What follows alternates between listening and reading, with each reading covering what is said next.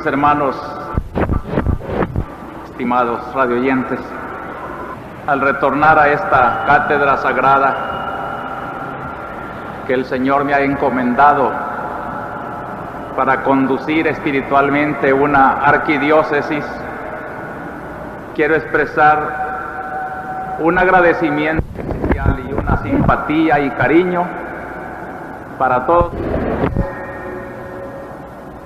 que no siguen la palabra, el pensamiento de un hombre, sino la revelación de Dios que se ha continuado dando aún en la ausencia del arzobispo.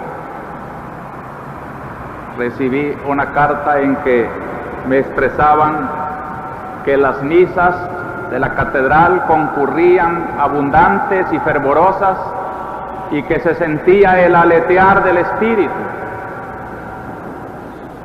Y al terminar, me dice la carta, le estrechamos la mano al Padre Fabián, lo mismo que a usted, con la misma fe en el Cristo que nos predican. Y yo siento que lo que ha dicho hoy San Pablo, el Cristo que Silvano, Tito y yo les predicamos, es lo que interesa. Y eso es lo que me llena de alegría y es mi afán de despertar una admiración y un seguimiento, no a mi pobre persona mortal, frágil como todos ustedes, sino en el inmortal, en el eterno, en el que puede ser causa de sólida esperanza. Quiero agradecer por eso el recibimiento tan cordial que me dieron el viernes al regresar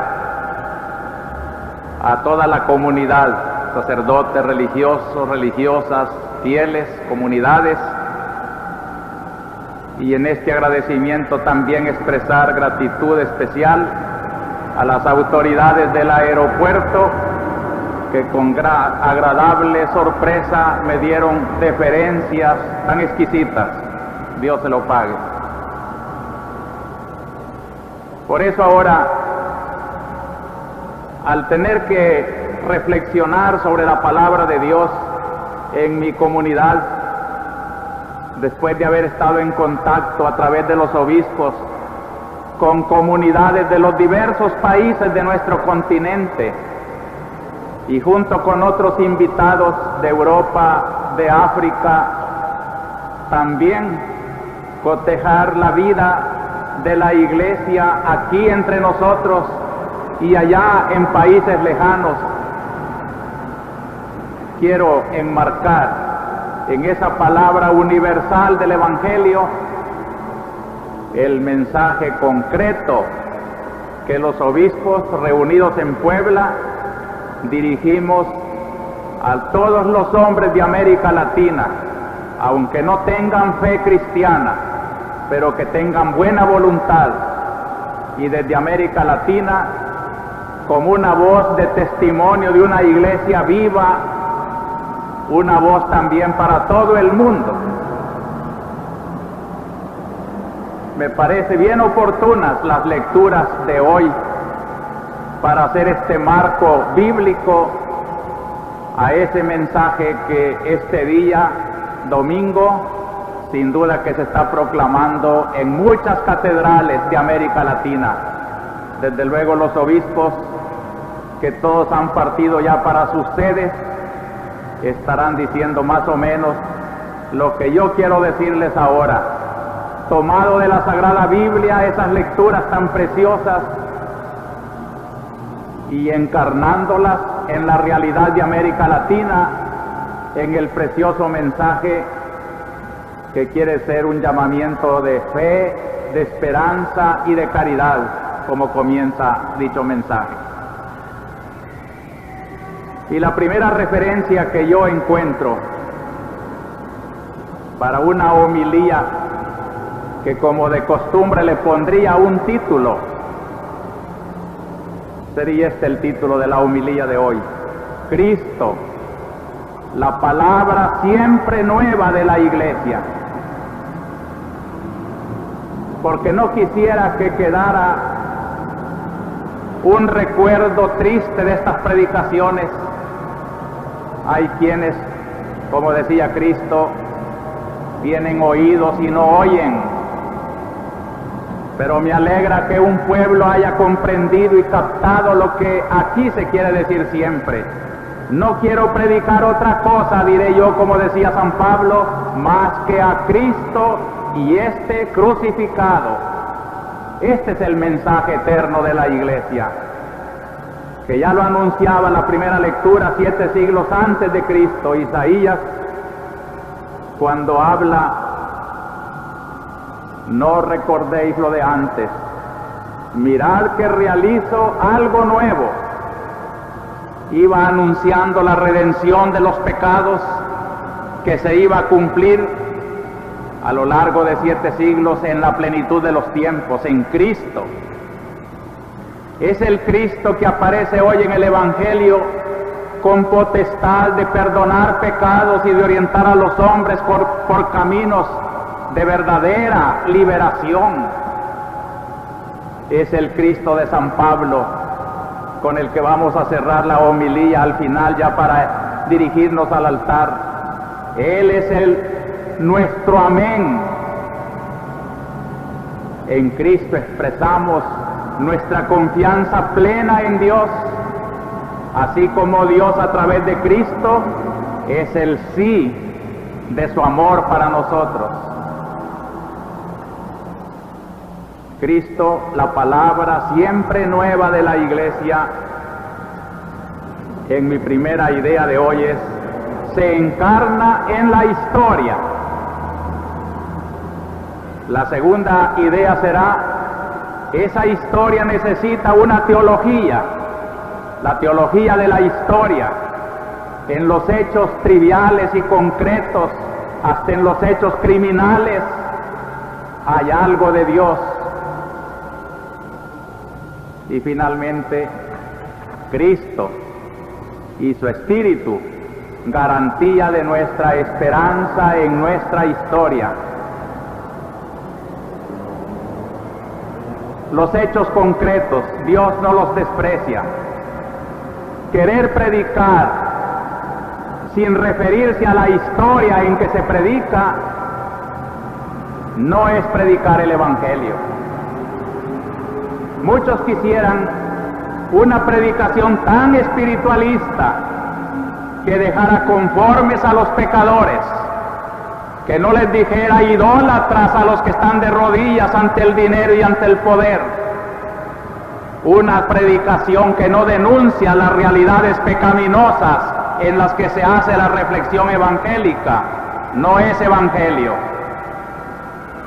Sobran aduladores, sobran falsos profetas, sobran en tiempos conflictivos como los nuestros quienes tienen su pluma pagada y su palabra vendida. Pero no es esa la verdad. Me contaron que cuando sacaban mi valija de la aduana antier, alguien dijo: allí va la verdad. La frase breve me llena de optimismo, porque en mi valija no traigo contrabando ni traigo mentira, traigo la verdad. He ido a aprender más la verdad. Y cuando un periodista me pregunta, dicen que después de Puebla va a cambiar su predicación, ¿qué piensa usted? Le dije: la verdad no tiene por qué cambiar. La verdad se dice siempre, tal vez con más finura, pero siempre contando con nuestras limitaciones. Es la palabra concreta de un hombre que tiene su estilo y su manera de ser, pero que no es más que el instrumento de Dios. Es en la historia concreta. Y las lecturas de hoy nos dan este ejemplo, queridos hermanos. ¿Qué es la primera lectura? Sino Isaías reflexionando en la realidad de su historia del momento. Eran los israelitas prisioneros y cautivos en el destierro de Babilonia. Y en ese hermoso capítulo dice que Dios va a dejar caer ya los cerrojos de todas las prisiones y van a volver libres. Y canta este retorno e invita con un canto precioso: no os acordéis de lo pasado, he aquí que hago nuevas cosas, ya están brotando. Y bajo la figura de ríos que brotan del desierto, quiere decir que hasta lo imposible puede hacer Dios cuando se pone en Él la confianza. Y habla de un retorno. Le parecía a los israelitas en Babilonia que todo se había derrumbado. Muchos perdieron la esperanza, pero había una conciencia en el resto de Israel. Siempre había una conciencia que era como el resto de la esperanza. Y esa es la conciencia que los profetas alimentan. Por eso, hermanos, la historia de Israel, que recordaba con nostalgia los tiempos cuando Dios los sacaba de Egipto y los conducía a través del desierto guiados por Moisés, era una historia de grandes ilusiones, pero decían: ahora todo se ha derrumbado, otra vez en el cautiverio, ya no hay esperanza. Isaías les dice: aquellos prodigios del pasado, olvídenlos porque vendrán cosas mayores todavía. Dios de la historia de Babilonia no es el Dios de la historia en Egipto, ya es otro capítulo, pero es el siempre Dios vivo. Es una reflexión comunitaria. Es hermoso ver un pueblo, como lo estoy viendo aquí en la catedral y lo presiento a través de la radio, reflexionando en su esperanza. Es aquel Dios de Egipto, es aquel Dios de Babilonia, es aquel Dios de los primeros cristianos, es aquel Dios que cuando llegó la plenitud, Cristo también lo siente en su pueblo. Estos capítulos de San Marcos, los capítulos 2 y 3, describen una lucha ideológica entre el Cristo que anuncia esta salvación nueva, prefigurada ya en los tiempos de Isaías y garantizada en la curación de un paralítico como signo, como sacramento de la verdadera salvación del pecado. ¿Qué es más fácil decirle a este paralítico: te son perdonados tus pecados, o decirle: levántate y camina? Como el perdón de los pecados no lo pueden mirar, Dios ha querido dejar el signo del enfermo: levántate. Y para el Dios que puede curar lo mismo que perdonar, quedaba un argumento en pie: el perdón es la salvación que Dios trae. Y aquel paralítico se sentía más feliz de su conciencia limpia que de sus miembros ya curados.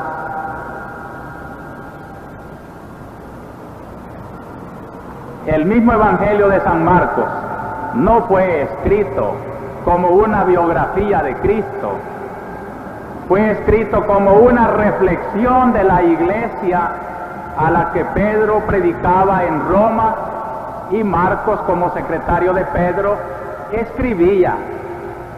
Por eso el Papa actual, Juan Pablo II, cuando tomó posesión de su catedral de Letrán, dice: es el obispo de Roma de hoy, sucesor del obispo de Roma que vino de Galilea, y quien comenta el Evangelio de Pedro escrito por San Marcos descubre que no hay una relación casi ordenada, sino que hay más bien una aplicación de la vida y de la doctrina del Salvador a los hechos concretos de aquella comunidad. Así es el Evangelio, una reflexión concreta de una comunidad.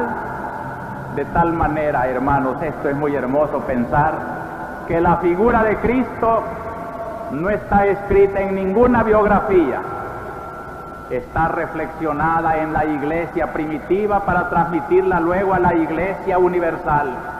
Si hoy leemos los 4 evangelios, no olvidemos que lo mismo que estamos haciendo nosotros, reflexionando la vida y la presencia de Cristo en el mundo, eso hacían las primitivas comunidades. Eso hacen hoy las comunidades eclesiales de base. Eso hace la homilía cuando tienen la felicidad como esta de la catedral, de ser atendida y reflexionada con una atención que yo soy el primero en sentirme conmovido. Estamos reflexionando la vida de una presencia divina entre nosotros. Y por eso los evangelios reflejan no solo el hecho que narran. Aquí, por ejemplo, no solo se refleja la curación del paralítico, sino que se refleja ya cómo se reflexionaba esa curación del paralítico en una comunidad humana que se llamaba cristiana. De allí que ciertas frases son posteriores al hecho. Cuando San Marcos dice, para que veáis que el Hijo del Hombre tiene potestad para perdonar pecados, esa frase sin duda Cristo no la dijo a sus enemigos, los fariseos solamente, sino que se hacía reflexión eclesiástica en la comunidad que estaba reflexionando cómo la enfermedad curada milagrosamente puede ser el signo de una presencia divina entre nosotros que perdona los pecados. La carta de San Pablo a los Corintios nos describe también una situación. Pablo no podía ir ya por segunda vez a Corinto y les escribe su segunda carta, que es la que tiene más características de carta, familiar, sencilla, hasta un poco desordenada, en que narra sus sentimientos y defiende contra ciertas murmuraciones que se hacían en Corinto. Dijo que iba a venir y ahora no viene. Así es de informal. Y por eso contesta, mi predicación no es hoy sí y mañana no, es siempre el sí de Cristo. O sea, hermanos, que en esa línea del Dios de Egipto, de Babilonia, de los tiempos de Cristo, de los tiempos de los apóstoles, llegamos también nosotros, comunidad de hoy, podemos recibir un mensaje que desde Puebla, hecho concreto de nuestra historia latinoamericana, donde nos acabamos de reunir con pastores de toda la América, pueden decir en su mensaje los obispos a América, sobre nuestro continente, signado por la esperanza cristiana y sobrecargado de problemas, Dios derramó una inmensa luz que resplandece en el rostro rejuvenecido de su iglesia. Cita estas palabras de Medellín para decir después que Puebla es también otro acto de iglesia y que quienes querían encontrar contradicción entre Medellín y Puebla se olvidan que es el mismo Dios de la historia que inspiró hace 10 años el mensaje de Medellín, el que ahora en Puebla inspira el mensaje de 1979. Es el mismo Dios de nuestra historia que en ese precioso mensaje todavía más concreto de unos queridos hermanos quisieron hacerse más solidarios con la diócesis de San Salvador y por mi medio les mandan a decir esto: a través de ti queremos dirigirnos a todo el pueblo de Dios que está en tu arquidiócesis y a todos los pobres de tu país, a quienes anuncias la buena noticia de Jesucristo en su situación concreta. Ellos son, como tú lo escribiste en tu carta pastoral, el cuerpo de Cristo en la historia. Ellos han estado presentes aquí en Puebla. Ustedes, hermanos, han estado presentes a través de tu voz. Sabemos que se trata de un pueblo de gente digna y dignificada por el enorme trabajo con que penosamente mantienen su vida. Se trata de un pueblo contra cuya opresión y represión has dicho y seguirás diciendo cristianamente, basta ya, así no puede ser. Se trata de un pueblo que, sabiéndolo o no, es el siervo de Dios, siervo viviente y doliente, con su dolor, con la entrega de su vida, por su dignidad, se va realizando una comunión que lleva en sí semillas de vida nueva para hoy y para mañana. Esta es la historia y el Dios de nuestra historia. Y por eso, hermanos, al regresar de Puebla, me he interesado de la realidad de nuestra historia concreta. Qué historia más densa la de nuestro pueblo salvadoreño. No ha habido tiempo de profundizar en el conocimiento de estos días, pero leyendo nuestro semanario Orientación, me doy cuenta que la Comisión de Derechos Humanos y nuestro socorro jurídico ha tomado el caso de Manuel Antonio Rodas, de 29 años, comerciante en pequeño, capturado en Usulután y llevado luego todo golpeado al hospital de Usulután. Gracias a Dios está ya puesto bajo el tribunal, pero se teme por él. También en el periódico de nuestra arquidiócesis encuentro el hecho de José Macario Miranda Mejía, que en la carretera que conduce a Zacatecoluca fue capturado por la Guardia Nacional y que su familia dice que él no tiene ninguna vinculación de color político, era simplemente un peón que trabajaba en una construcción y al cual se le quiere complicar con una casa misteriosa que se dice se ha encontrado muy cerca.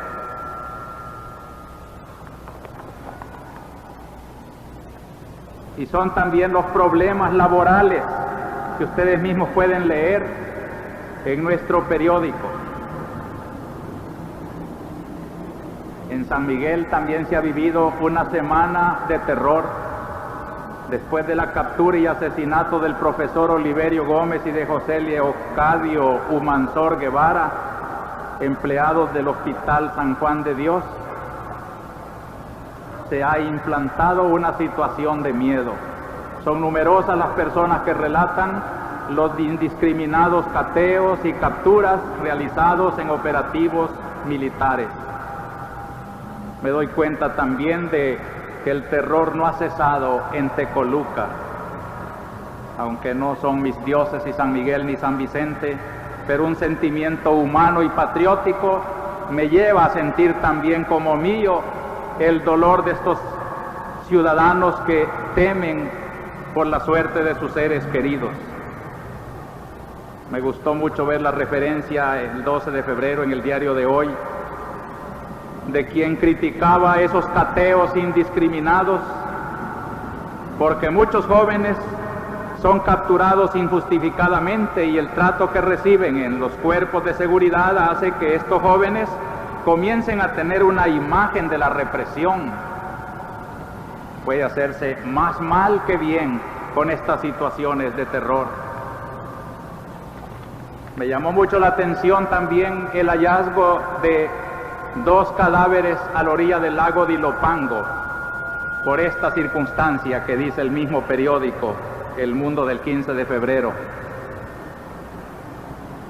La juez dijo que ambos jóvenes fueron desnudados para registrar su cuerpo a fin de establecer el sitio donde fueron encontrados. No hay vecinos inmediatos. Para sepultarlos fue necesario quitarles las esposas con varias llaves de vigilantes y de agentes de la Guardia Nacional que estuvieron presentes en la diligencia.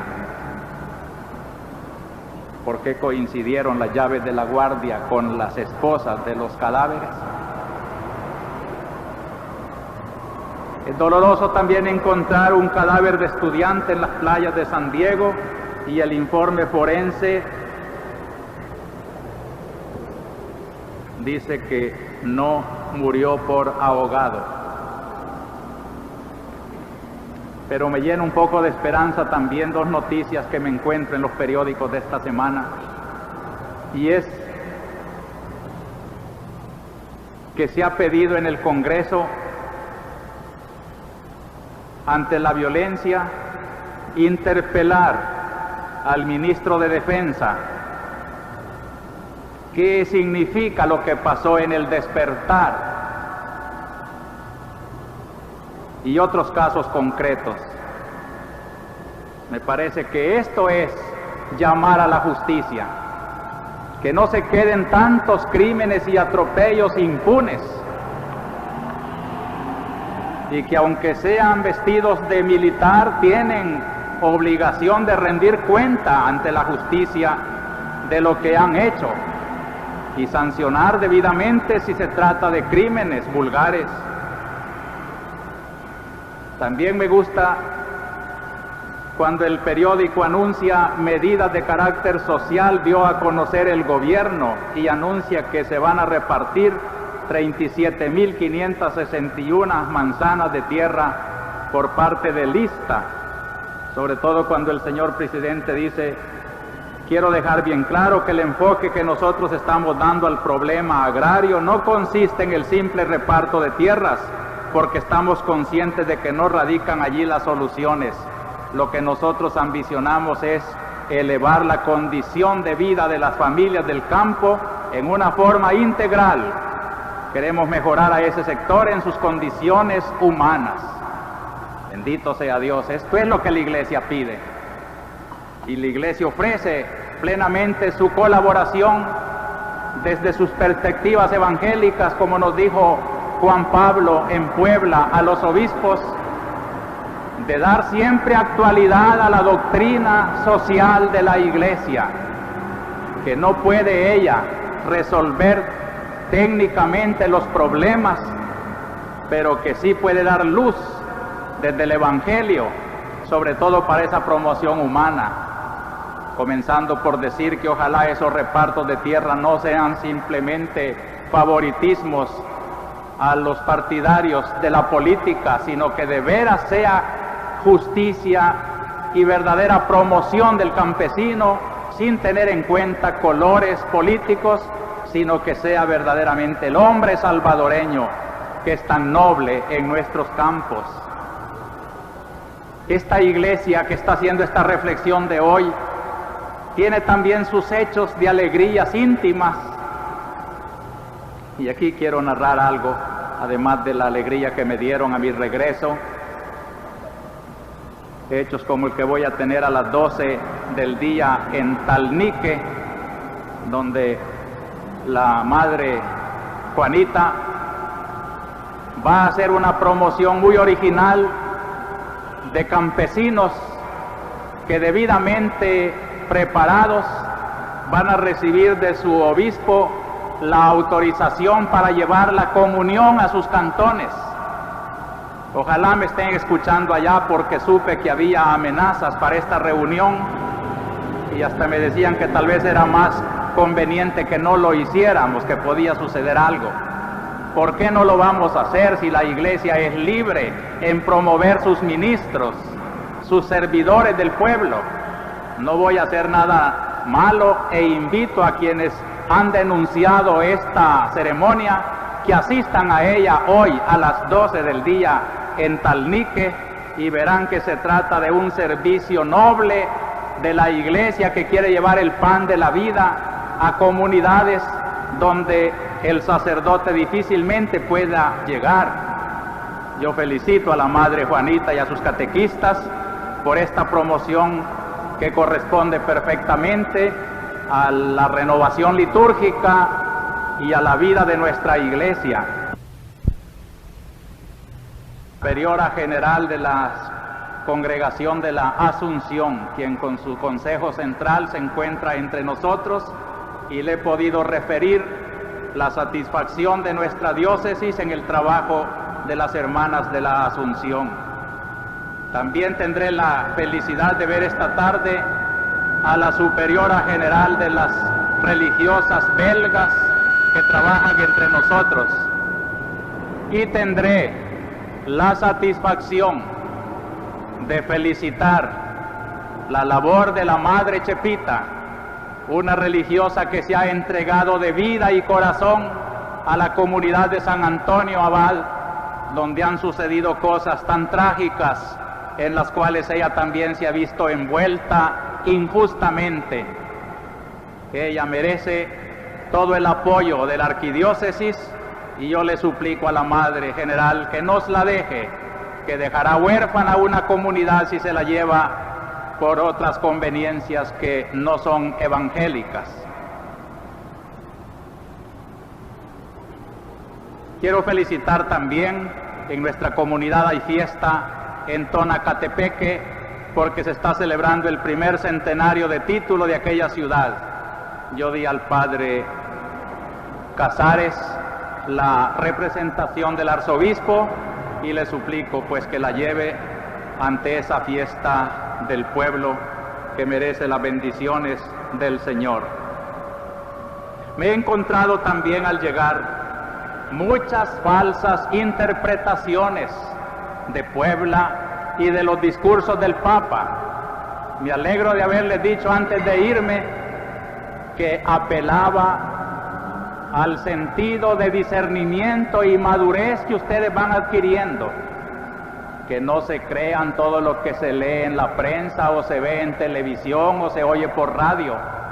Están muy manipulados los medios de comunicación, muy condicionados, y hasta un discurso del Papa y una reunión tan sincera como la de los obispos en Puebla puede tergiversarse para hacerse como apoyo de las injusticias y de los desórdenes que ni el Papa ni Puebla pueden tolerar.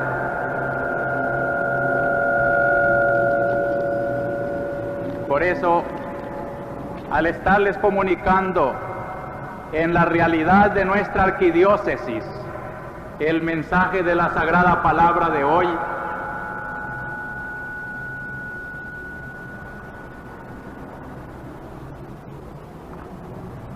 quiero recordar estas palabras con que los obispos desde Puebla miran la realidad de América Latina.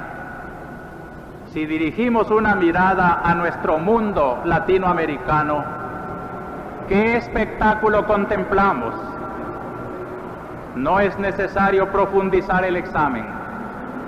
La verdad es que va aumentando cada vez más la distancia entre los muchos que tienen poco y los pocos que tienen mucho. Son palabras entre comillas que Puebla cita de documentos pontificios y define perfectamente nuestra realidad salvadoreña, y los obispos dijeron, es la realidad de Latinoamérica. Va creciendo la distancia entre los muchos que tienen poco, y en El Salvador diríamos, entre los muchos que no tienen nada, y los pocos que lo tienen todo.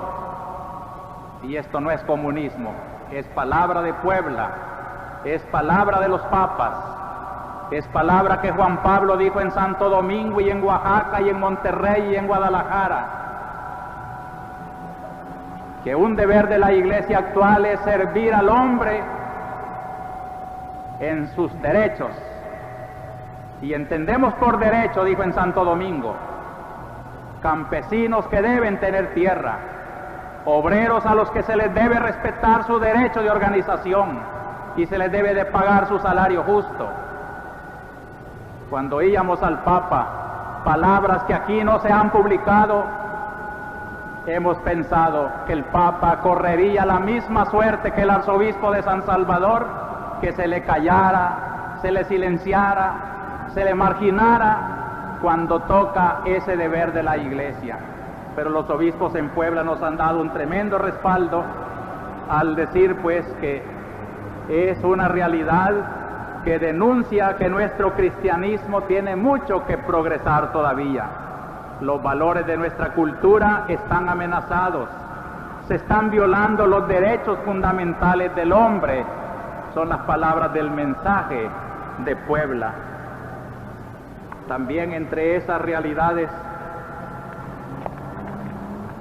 el mensaje menciona: el hombre exige por los argumentos más evidentes que las violencias físicas y morales, los abusos de poder, las manipulaciones del dinero, el abuso del sexo, la violación, en fin, de los preceptos del Señor, no sean practicados, porque todo aquello que afecta la dignidad del hombre hiere de algún modo al mismo Dios.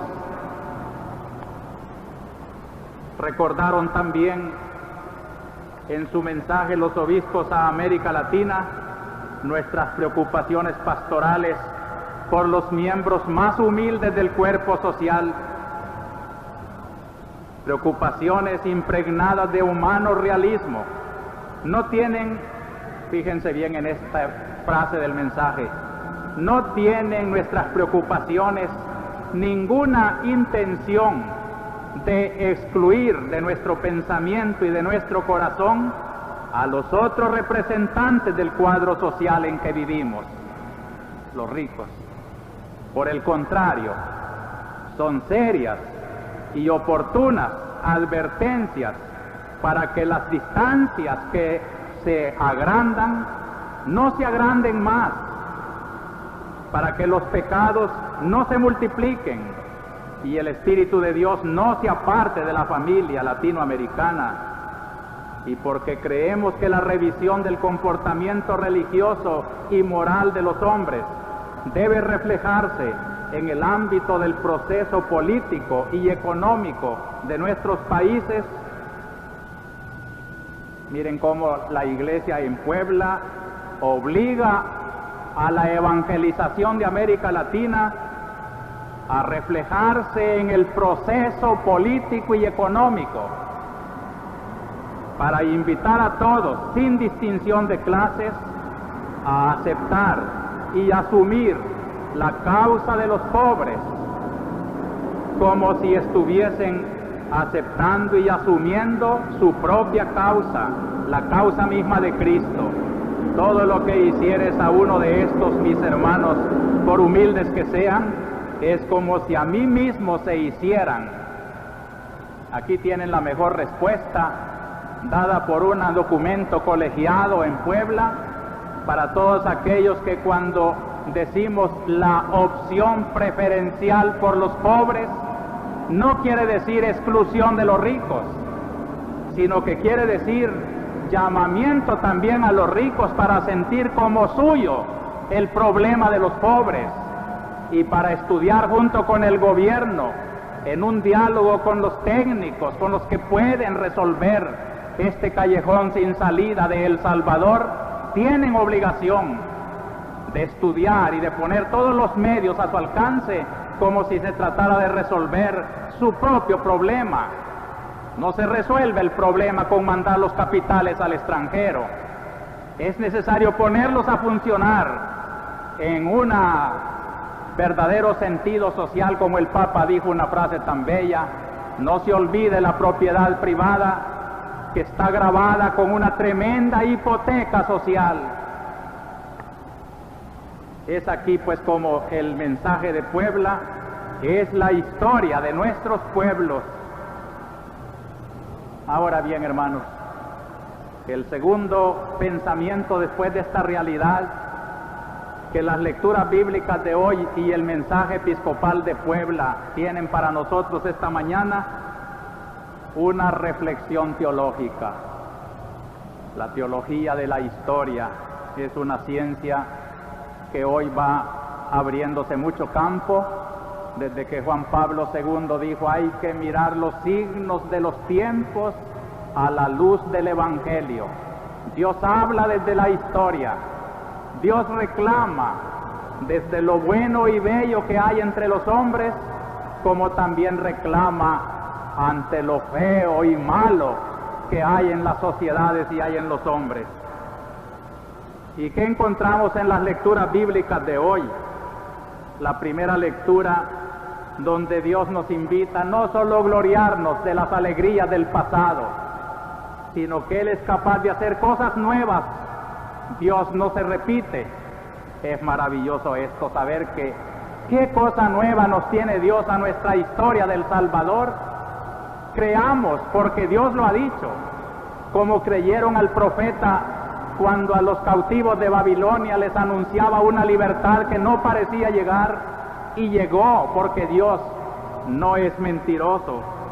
Y Dios llega en la primera lectura de hoy también a denunciar un pecado. Es tremendo el diálogo de la primera lectura, donde Dios dice por medio del profeta Isaías al pueblo de Israel: me están agobiando con sus pecados, me están convirtiendo en siervo de ustedes porque quieren que yo haga su voluntad y no ustedes la mía. Por eso yo lo llamo a juicio, y es un juicio, un tribunal, el que hoy se levanta en la primera lectura, donde Dios juzga a su pueblo para decirle: no saldría justificado en un juicio en que solo prevaleciera la justicia. Si yo te perdono, es porque miro mi buena voluntad y mi amor. Por mi amor te perdono. Esto es para abrirnos a la confianza. Señor, nuestra sociedad salvadoreña ha cometido muchos pecados. Te ha querido hacer siervo, ha querido hacer de tu iglesia la vilipendiada. Cuando he regresado de Puebla me he dado cuenta de tantos ultrajes, que si fuera yo más sensible a esas cosas, diría: qué ingratitud. Les estoy predicando la liberación de Dios y me contestan con esos campos pagados, con esos anuncios tan ofensivos, con esos comentarios tan groseros. No importa, porque el mismo Dios se queja ante su pueblo: me están agobiando, pero sepan que los perdono, dice Dios, por amor a mí mismo, porque es tan noble mi causa, mi salvación que anuncio y predico, que no vale la pena fijarse en las basuras que quedan en la calle cuando hay por delante toda una historia.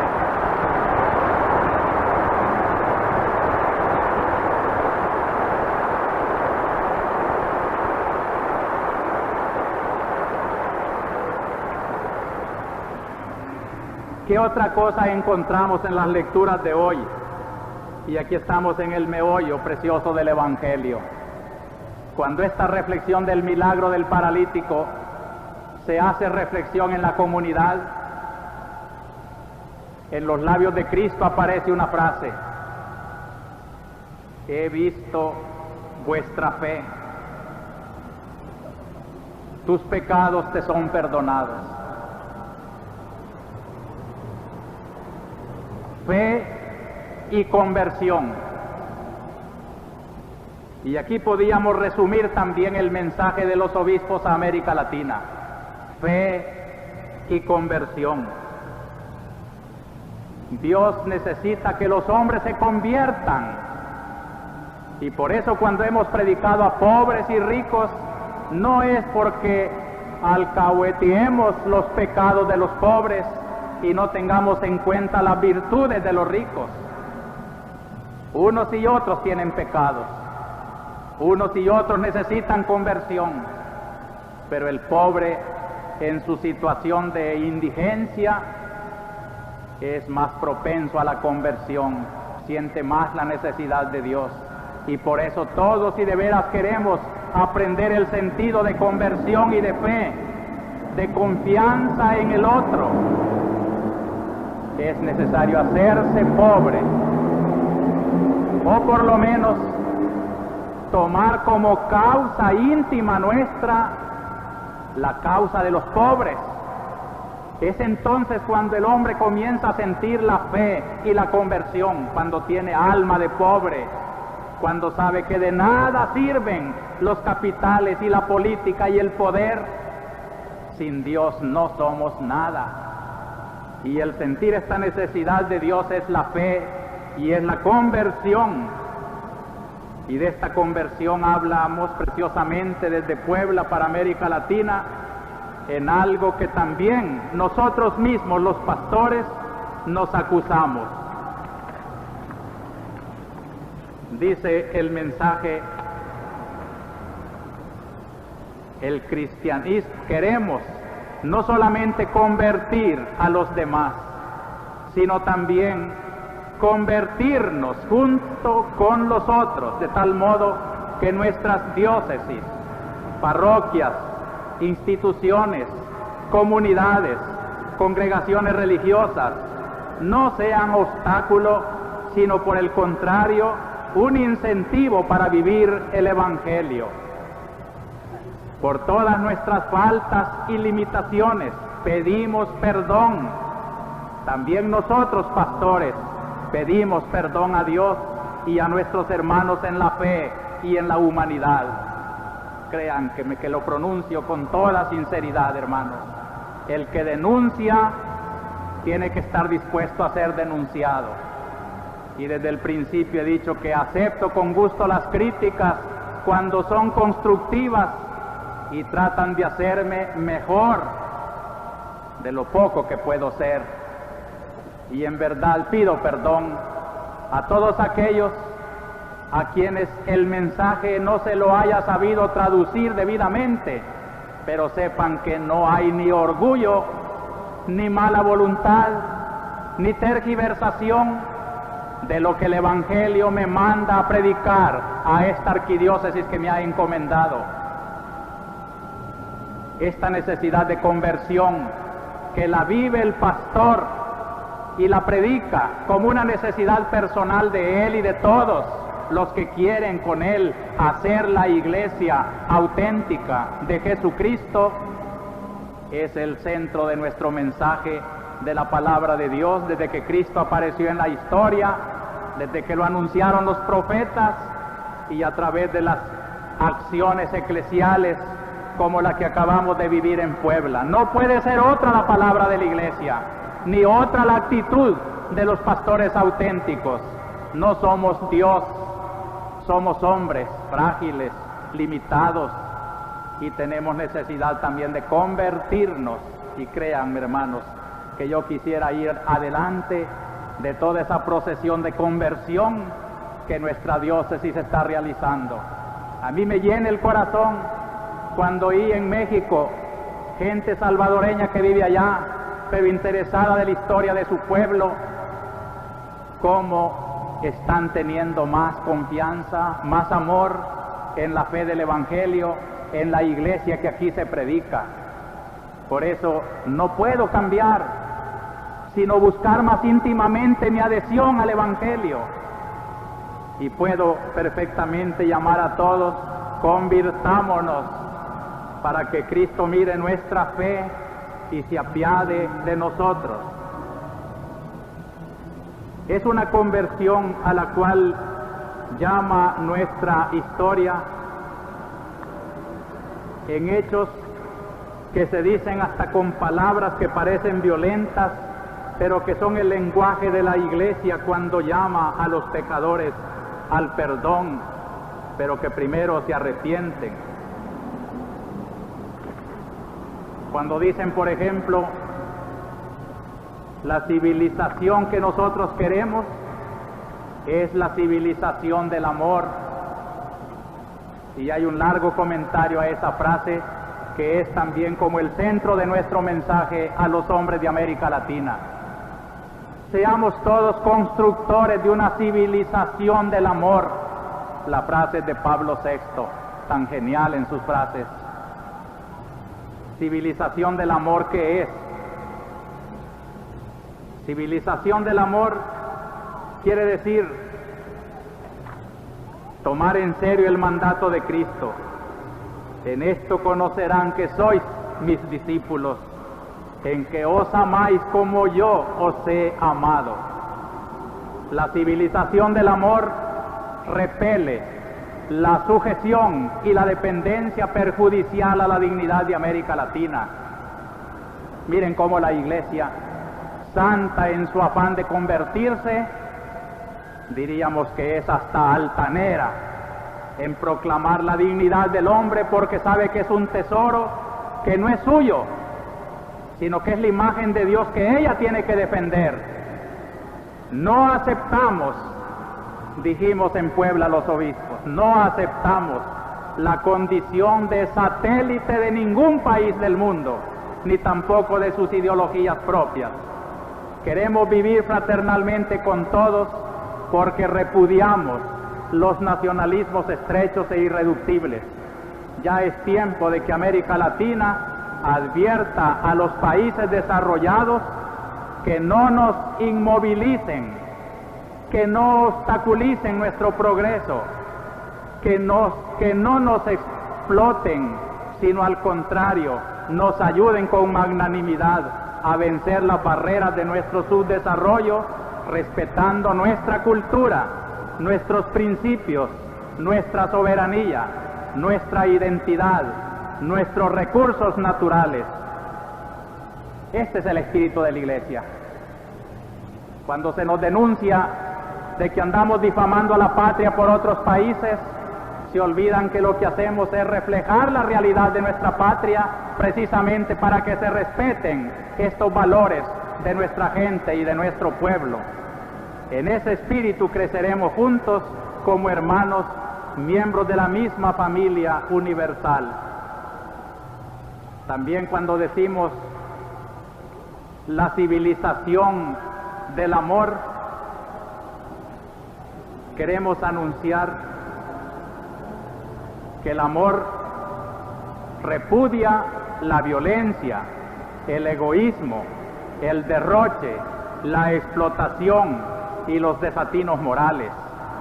Y para aquellos que ya no creen en el amor y que han puesto su confianza en la violencia, en el terrorismo, y que la Iglesia no los puede acompañar por esos caminos, los obispos desde Puebla hacen un llamamiento.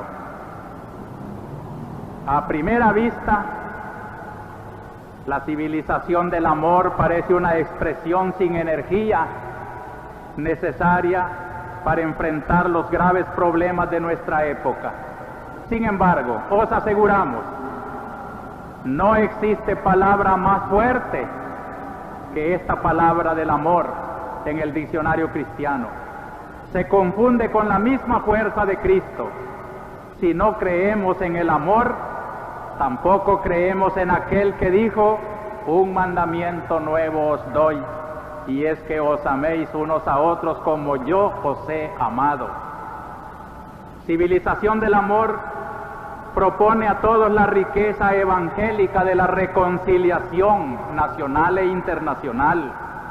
No existe gesto más sublime que el perdón. Quien no sabe perdonar, no será perdonado. Este es el llamamiento de la Iglesia desde Puebla, a construir entre todos una civilización del amor, a hacer de nuestra historia vista con un sentido evangélico un impulso para que nada nos apague ni nos quite el brillo de nuestro optimismo. Hermanos, como los profetas anunciando a los cautivos de Babilonia horas de alegría y de libertad, puede parecer como una burla la palabra de la Iglesia llamando al amor, a la reconciliación, al perdón, mientras otros creen más en la violencia, en el secuestro, en el terrorismo. La Iglesia no caminará nunca por esos caminos, y todo lo que en estos sentidos se diga es falso, es calumnia, que viene a ennoblecer más la aureola de nuestra persecución en la Iglesia. Por eso termino con este pensamiento, que es el pensamiento de la palabra de Dios hoy. Cristo y el Espíritu de Dios infundido en su pueblo cristiano es la garantía de nuestra esperanza. Decíamos que íbamos a poner un broche a nuestras reflexiones con la segunda carta de San Pablo.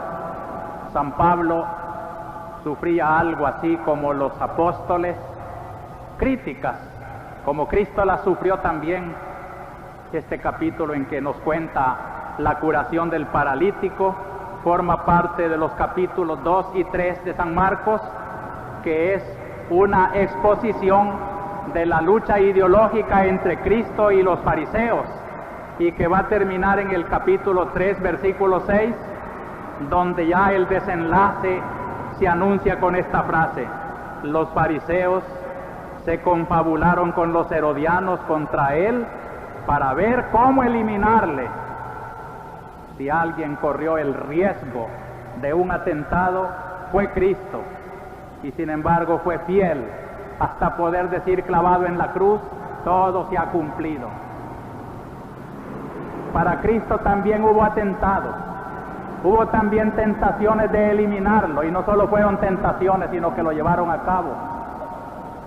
Para San Pablo también debió ser una hora difícil cuando se burlaban de él en Corinto, de que su lenguaje era informal, hoy sí, mañana no, y San Pablo toma pie de la calumnia para decir que hemos predicado no un sí y un no, anunciamos a Cristo, que es el eterno sí de Dios.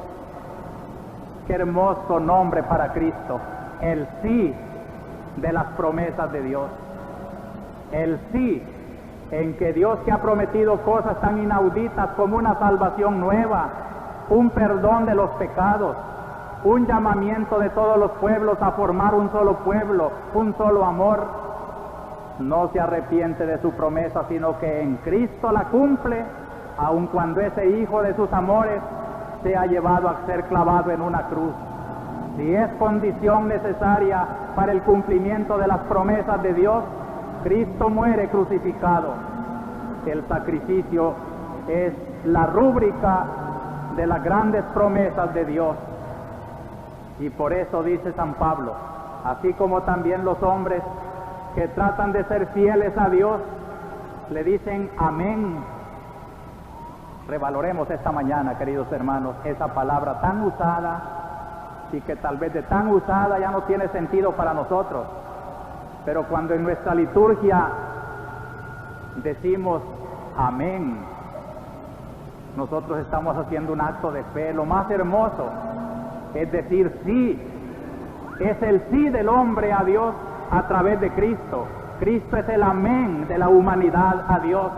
En Cristo se hacen amén las esperanzas de todos los pueblos, de todos los hombres, porque en Cristo se hace sí las promesas de Dios. En Cristo es la zona donde el hombre necesitado, los pueblos pecadores, las sociedades como ennegrecidas, sin esperanza, miran la esperanza de un Dios que todavía nos ama, porque esa definición de San Pablo, Cristo sigue siendo el sí, en una construcción gramatical griega. Es un tiempo que en nuestro castellano no existe, en que lo que sucedió sigue siendo realidad para todos los siglos. Cristo vive, y vive en su iglesia, y vive en América Latina. Y por eso el mensaje de los obispos, también tomando esta actitud de San Pablo hoy, con toda su confianza puesta en Cristo, quieren despertar en los hombres la misma esperanza. En el mensaje de los obispos a América Latina dicen: ¿cuál es nuestra contribución? ¿Qué tenemos que ofrecer en medio de las graves y complejas cuestiones de nuestra época? Muchas veces me lo han preguntado aquí en El Salvador. ¿Qué podemos hacer? No hay salida para la situación del Salvador. Y yo, lleno de esperanza y de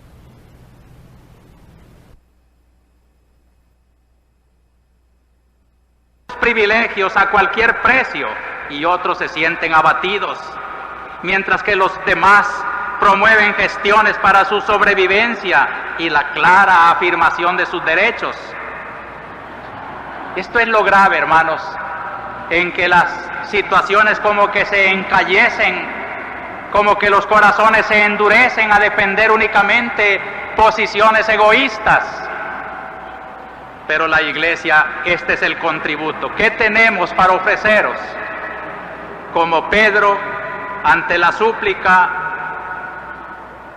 dirigida a las puertas del templo, era un paralítico también, que a las puertas del templo de Jerusalén pedía limosna, y cuando pasaba Pedro con Juan a orar al templo, el pobre mendigo se les quedó viendo como que le iban a dar una limosna. Y entonces Pedro pronuncia esta palabra: no tenemos oro ni plata que daros. Y esto decimos también los obispos. No tenemos oro ni plata, pero os damos lo que tenemos. En nombre de Jesús de Nazaret, levántate y camina. Aquí dice el mensaje: la pobreza de Pedro se hace riqueza, y la riqueza de Pedro se llama Jesús de Nazaret, muerto y resucitado, siempre presente por su Espíritu Divino en el colegio apostólico y en las comunidades que se van formando bajo su dirección. Y recordamos aquí una palabra de Juan Pablo en su misa inaugural como sumo pontífice, cuando en la plaza de San Pedro exclamó: no temáis, abrid de par en par las puertas a Jesucristo, abrid a su poder salvador las puertas de los estados, los sistemas económicos y políticos, los extensos campos de la cultura, de la civilización y del desarrollo. Esto es lo que nosotros podemos aportar. Ya recordamos una vez más en este mensaje que no es tarea de la Iglesia dar soluciones técnicas. Por eso la Iglesia tampoco se puede identificar con ninguna solución política. Los políticos que estudien las soluciones políticas, los sociólogos que estudien las soluciones sociológicas, los economistas tienen materia donde estudiar en El Salvador, soluciones de economistas. La Iglesia solamente aporta un valor: la esperanza en los hombres. Decirle al político, al técnico, al sociólogo, a todos los ricos y a todos los que tienen en sus manos la llave de la solución: no desesperen, abran los campos a la doctrina de Cristo. La Iglesia no busca ninguna hegemonía, la Iglesia busca solo servir, inspirar, ténganla en cuenta. Por eso pedimos perdón por si acaso no nos tienen en cuenta, porque nuestra mediación humana ha sido tan defectuosa. Pero no se fijen en nosotros, busquen a Cristo, al que ustedes y nosotros tenemos que buscar como esperanza en su doctrina. Por eso San Pablo termina su lectura de hoy diciéndonos: en el Espíritu que Dios nos ha dado, nos ha ungido, nos ha sellado, nos ha dignificado, nos ha hecho capaces de tener pensamientos de Dios, nos ha dado la gran dignidad de llamar Padre, y un padre no se complace en ver perecer a su hijo. Esta es la esperanza que la Iglesia alienta, y que en este domingo, en que las lecturas bíblicas han sido un marco para presentarles a ustedes, en nombre de todos los obispos de Puebla, un llamamiento a la esperanza. Vamos ya a acercarnos a esta vida que desde el altar nos da el testimonio de un amor imperecedero, aquel eterno amén de los hombres y eterno sí de Dios vive en nuestros altares, es alma de nuestra Iglesia, vive en nuestro pueblo.